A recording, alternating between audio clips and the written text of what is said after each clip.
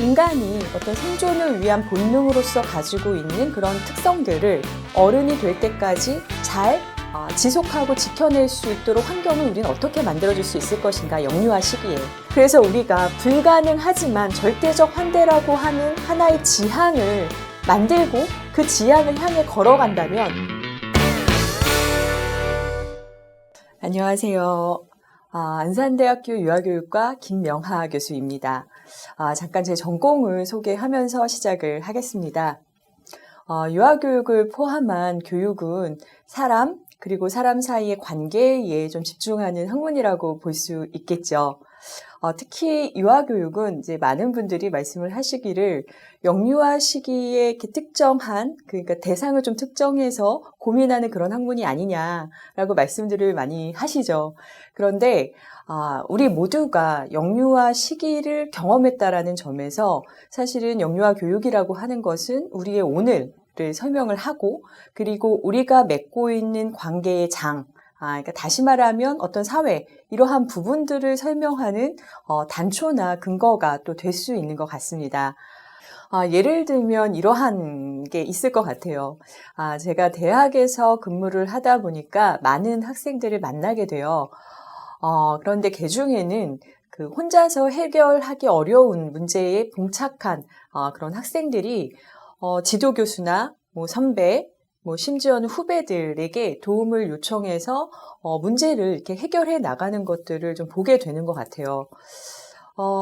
이제 누군가에게 도움을 요청하면 설사 그 문제를 해결할 수 없다고 할지라도 도움을 요청하는 과정에서 위로를 받거나 좀 격려를 받거나, 그래서 실패를 했다고 할지라도 그 어려운 시간들을 좀 견뎌내고 지나가는 것들이 수월하게 되는 것 같아요. 근데 이제 그러한 부분들은 비단 대학에서 만날 수 있는 학생들 뿐만이 아니라 성인으로서 우리가 만나게 되는 주변의 여러 관계의 장, 직장, 혹은 조직, 내 이웃들하고의 관계에서도 좀 마찬가지인 것 같아요. 그러면 이제 유아교육은 이러한 것들을 고민을 하는 거죠. 사실 유치원이나 어린이집에서 어린 아이들이 도움이 필요할 때 교사나 부모에게 도움을 요청하는 장면들은 마치 본능인 것처럼 우리가 쉽게 관찰 가능한 부분들인 것 같아요. 그런데 그랬던 아이들이 그런 영유아 시기에는 도움을 요청하고 자기의 어려움을 세상에 드러내고, 이러한 것들이 전혀 어렵지 않았던 아이들이 성장하면서 그럴 수 있는 어른, 여전히 그럴 수 있는 어른, 혹은 자신의 문제를 전혀 드러내지 못하는 어른, 그 사이의 여러 스펙트럼의 성인으로 성장을 하게 되더라는 거죠. 그러면 이제 우리는 조금 더 인간이 어떤 생존을 위한 본능으로서 가지고 있는 그런 특성들을 어른이 될 때까지 잘 지속하고 지켜낼 수 있도록 환경을 우리는 어떻게 만들어줄 수 있을 것인가, 영유아 시기에. 이제 그러한 것들을 영유아 교육에서는 고민을 한다라고 볼 수 있을 것 같습니다. 그래서 개인적으로는 아이들이 도움을 요청할 때 교사나 부모는 최선을 다해서 너희들을 도울 것이라는 것. 혹시 문제가 잘 해결되지 않아도 우리가 차후에 함께 논의하면서 다음번엔 조금 더 잘 이 문제를 해결할 수 있다라는 어떤 확신을 주는 것. 이러한 것들을 저희가 고민해 볼 수도 있겠고, 혹은 아이들하고 1대1로 끊임없이 상호작용을 해야 되는 그 교사가 아이들하고 조금 더 편안하게 상호작용할 수 있도록 하는 구조를 만들어주는 거 또 고민할 수도 있겠죠. 예를 들면 아동 대 유아, 교사 대 아이의 비율을 좀 줄이거나, 교사의 근로복지 환경을 좀 더 편안하게 해서 교사가 편안한 마음으로 교실 안에 들어갈 수 있도록 하는 것. 이런 어떤 구조적인 부분을 같이 고민하는 것들을 유아교육에서는 할 수 있는 것 같습니다. 그러다 보니까 영유아뿐만이 아니라 성인의 삶, 그러니까 우리가 함께 살아가는 사회를 관찰하고, 또 각 개인들의 삶에서 무엇이 결핍되고 또 무엇이 과잉돼서 지금 우리가 살아가는 삶이 되었는가, 이제 이러한 것들을 유아교육자로서, 교육자로서 좀 많이 들여다보게 되는 것 같습니다. 오늘 할 이야기도 우리의 오늘을 통해서 우리는 어떤 교육의 지향을 후세대에게, 그리고 우리 자신에게, 또 우리 동료에게 요구하고 제공할 것인가, 이런 이야기들을 좀 해보고자 합니다.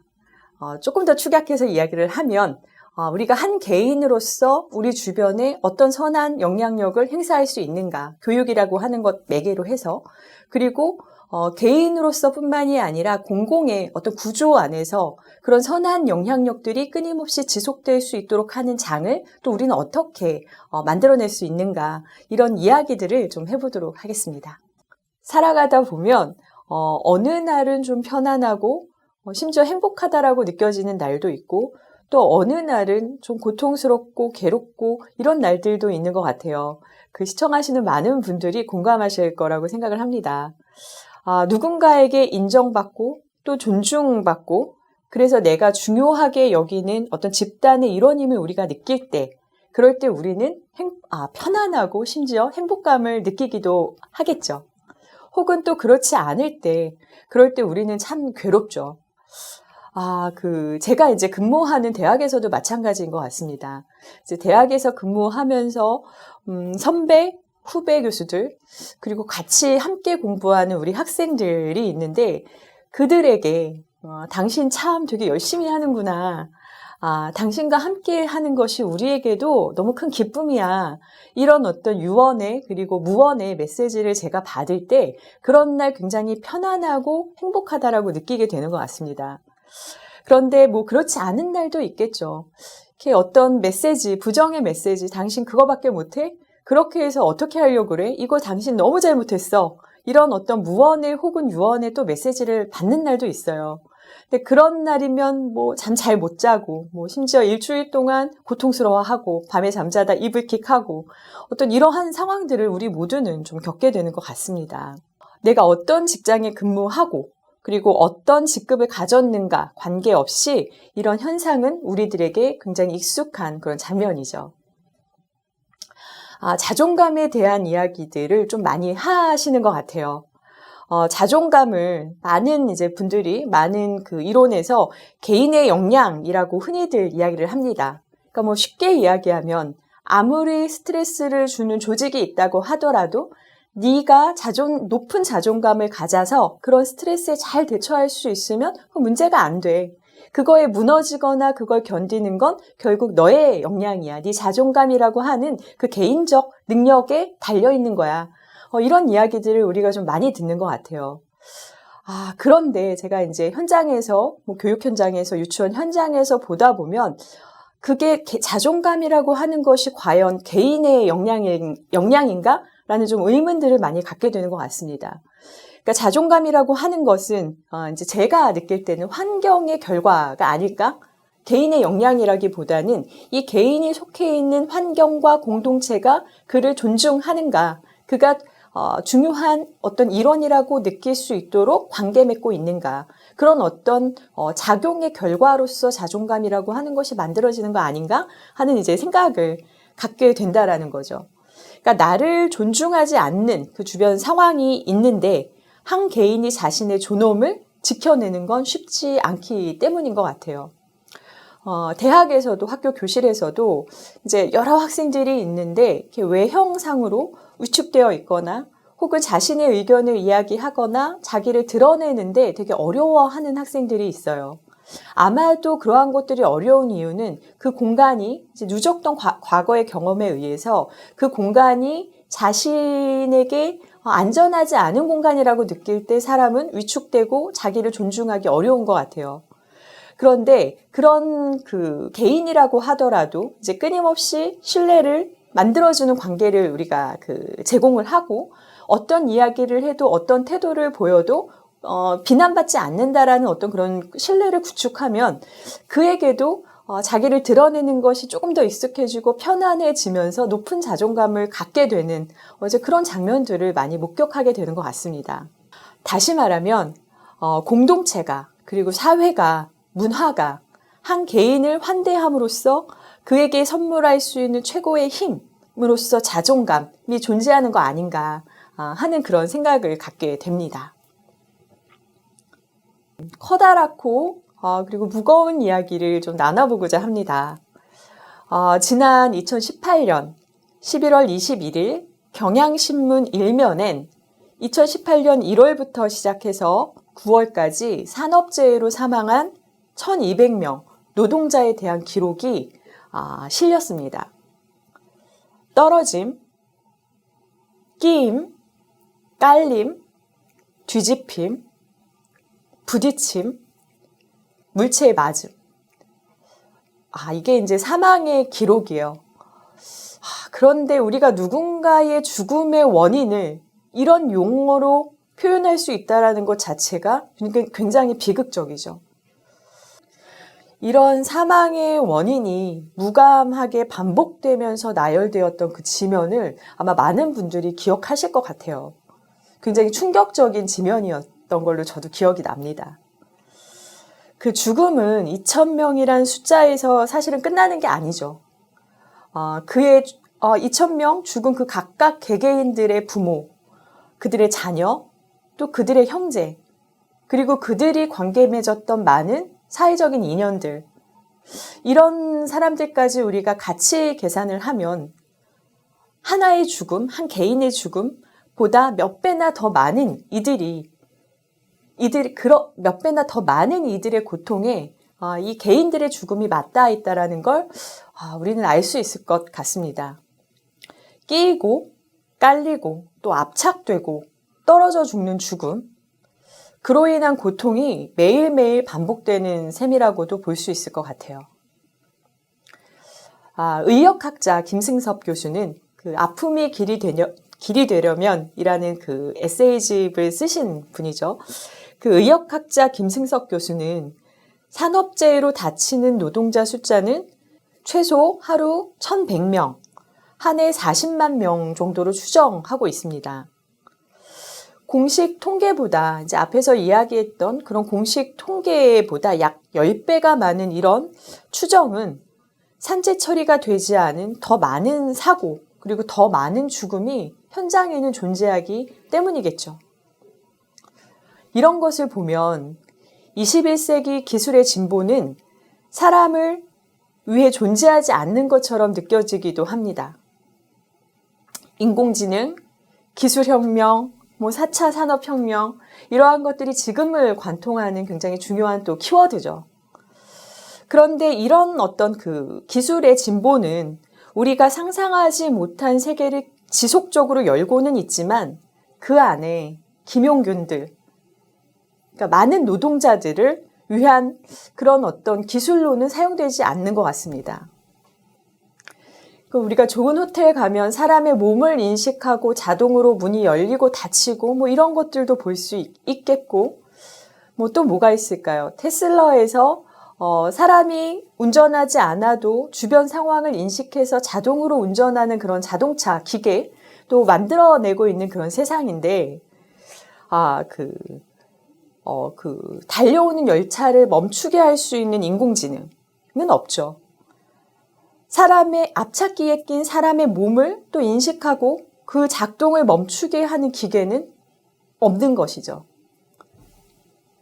기계를 설계하고 만들면서 그런 위험을 좀 감지하고 그런 사고를 미연에 방지할 수 있는 기술들을 넣지 않는 것입니다. 그러니까 결국은 이것은 어떤 기술이 사람에게 그렇게 한 것이 아니라 결국은 사람이 그렇게 한 것이죠. 우리가 대학에서도 그렇고 많은 공간에서 수학과 과학 이러한 것들을 바탕으로 한 기술, 여러 교육 훈련들 이러한 것들을 끊임없이 학생들에게 제공하고 있죠. 많은 학생들이 그런 기술과 훈련을 숙련하기 위해서 또 노력을 하고요. 그런데 그러한 기술과 그 혁신들이 지향해야 될 것이 무엇인가에 대한 어떤 부분들은 우리가 많이 놓치고 있는 게 아닌가 하는 생각들을 갖게 되는 것 같습니다.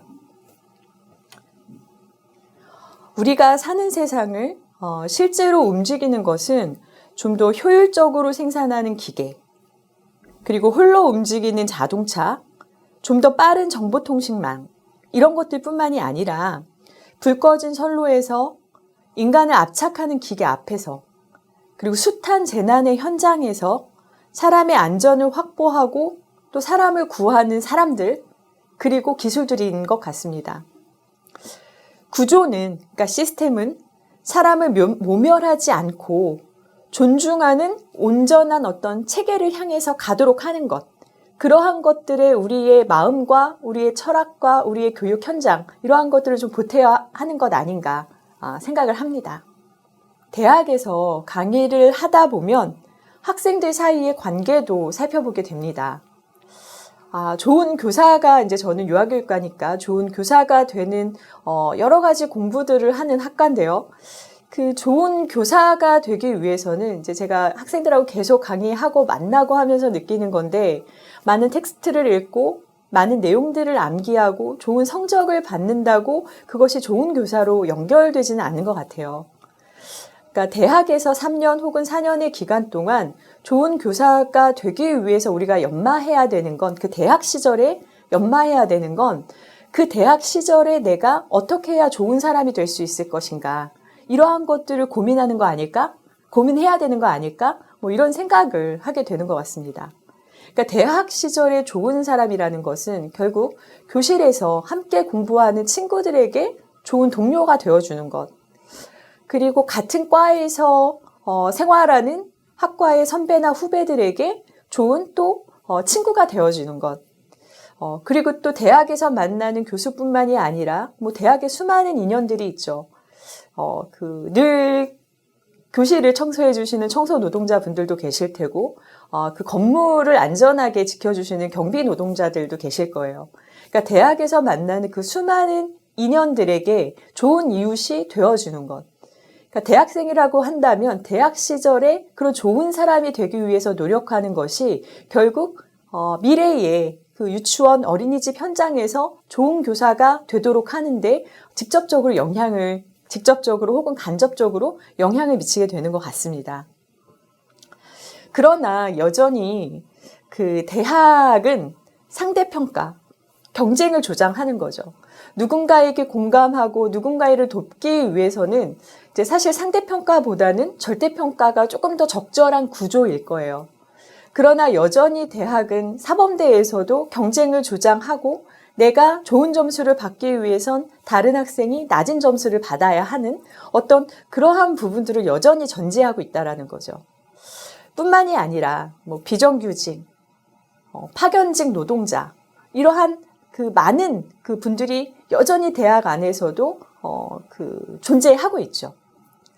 그리고 나이, 경력, 직급 이런 데 기초한 권위주의적인 위계 등의 차별적 구조가 여전히 대학에는 존재하고 그런 공간 안에서 학생들이 살아간다라는 점에서 이 학생들이 좋은 사람, 좋은 예비 유아교사가 되는데 그 어려운 지점들이 없지 않아 있습니다.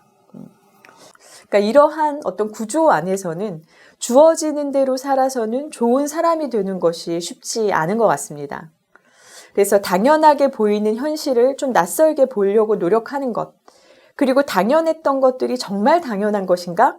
이러한 것들을 고민하는 것, 그런 시간으로 학생들과 여러 책을 함께 읽고 있습니다. 지난 수업에서는 그 사회학자 김형경 교수의 사람, 장소, 환대를 함께 읽었습니다. 우리 강연의 제목이기도 하죠. 제가 그 김형경 선생님의 책 제목을 차용했습니다. 너무 좋아서. 그 김형경 교수의 사람, 장소, 환대를 학생들과 함께 읽고 토론을 했습니다. 이게 사실은 굉장히 그 어려운 책이에요. 절대 쉬운 책이 없는데, 그 전문대학교 유아교육과 3년제 대학의 2학년, 3학년 학생들이 한 학기 동안 이 한 권의 책을 아주 조금씩 이해 안 되는 것들은 같이 토론하고 애쓰면서 1년을 함께, 반년을 그 학기 15주 내내 함께 읽었습니다. 사람의 가치가 노동력과 자본의 가치에 따라서 도구화되고 또 파편화되는 그런 시점에서 교육은 우리 그 예비 유아 교사들은 어떤 철학을 가져야 되는가 그런 질문을 좀 던지고 그 질문에 대한 실마리를 찾아가는 그런 여정이었던 것 같습니다. 인간을 존중한다라는 것은 온화한 경멸을 숨긴 연민도 아니고 그런 경우 아마 있으실 거예요. 누군가가 나를 위로하고 연민하는 것 같은데 굉장히 기분이 나쁜 어떤 그 위로와 연민을 받았다라고 느꼈는데 집에 가서 펑펑 눈물이 나는 이런 경험들을 하셨을 것 같아요. 그래서 그런 어떤 온화한 경멸을 숨긴 연민 이라는 것이 존재한다라는 것, 그러한 것들을 내가 누군가를 향해 줄 수도 있다라는 것, 이러한 것들을 좀 민감하게 우리가 포착하고, 그리고 또 나에게 상대가 무엇을 주느냐에 따라 제공하는 조건부 환대가 아니라 절대적 환대를 타인들을 향해서 제공하려고 노력하는 것. 그리고 인간을 존중한다라는 것은 한 사람이 사람 노릇을 할 수 있는 그 장소, 한 사람이 자기 역할을 하고 있는 가면들, 그걸 애써 벗기지 않고 그에게 장소를 주는 것이라고 하는, 그래서 이유를 묻지 않고 복수하지 않는 그런 절대적 환대를 온전하게 보내는 것이라고 하는 작가의 그 의도에 대해서 많은 학생들이 저와 함께 같이 공감을 했었습니다. 물론 그 절대적 환대, 그 당한 만큼 주는 것이 아니라 온전히 주는 그런 절대적 환대, 복수하지 않는 환대, 말만 들어도 어렵죠. 학생들과 이야기 나누면서도 그런 것이 과연 책에는 있지만 현실에선 가능할까? 그거 불가능한 거 아니야? 뭐 이런 생각을 함께 또 하기도 했습니다. 그런데 우리가 학생들과 함께 낸 결론은 불가능하기 때문에 폐기할 수는 없다라는 거죠. 불가능하기 때문에 파기하는 것이 아니라 밤하늘에 반짝이는 별 닿을 수 없죠. 잡을 수 없죠. 그러나 존재한다라는 거죠. 그래서 우리가 불가능하지만 절대적 환대라고 하는 하나의 지향을 만들고 그 지향을 향해 걸어간다면 뭐 적어도 10번 중에 한두 번 정도는 간신히 어떤 그 절대적 환대는 아니어도 환대에 가까운 많은 것들을 해낼 수 있지 않을까라는 결론을 학생들과 함께 내렸던 그런 기억들도 납니다. 저출산이 현대사회의 결핍을 상징하는 주요 용어가 되고 있습니다. 사람이 죽을 자리에, 살 수 없는 자리에 사람들을 저비용으로, 너무 사람이 많으니까요. 사람들을 저비용으로, 물량으로 공세해서 마치 부품을 갈아 끼우듯이 죽으면 메꾸고 다치면 메꾸고 이러한 방식의 양적인 방식으로 인구를 늘리는 것, 이것은 과연 누구를 위한 것인가? 뭐 이런 생각도 좀 드는 것 같습니다.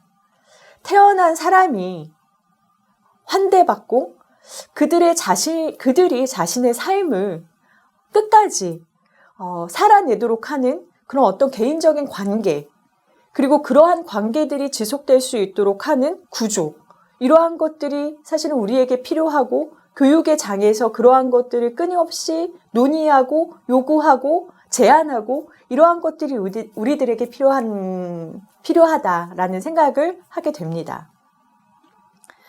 과학의 진보 앞에서 기술은, 그리고 교육은 무엇을 향하도록 할 것인지 계속 묻게 됩니다. 인공지능, 4차 산업혁명이란 거대한 엄표는, 그런 거대한 엄표 앞에서 학교는, 그리고 지역은, 국가는, 그러니까 교육은 기술을 개발하고 기술을 훈련하는 단순한 학원이 아니라 기술이 무엇을 지향하도록 해야 하는가, 그러니까 사람이 자리를 잃지 않고 자신의 선 자리 안에서, 그 장소 안에서 안전하게 살아내도록 하는 환대를 생각하고 논의하고 판단하도록 하는 힘을 기르는 문화가 되어야, 그러한 문화를 만들어내는 것, 그러한 것들이 우리들이 계속 관심 가져야 되는 영역이겠습니다. 개인의 자리에서 할 수 있는 개인적 환대, 그리고 공공의 자리에서 할 수 있는 구조적 환대, 그러한 것들이 지속적으로 논의되고 더 많은 공간에서 경험으로 제공될 수 있기를 희망합니다. 오늘 우리의 강연도 사람, 장소, 환대를 향하는 그 길목에 작은 주름이 되었길 희망하면서 오늘 강연을 마무리하겠습니다. 감사합니다. 노화는 굉장히 공평하고 보편적인 변화입니다. 노화는 매일매일 조금씩 천천히 진행되기 때문에 우리가 생각하는 것만큼 불편하거나 갑작스러운 변화는 아닙니다.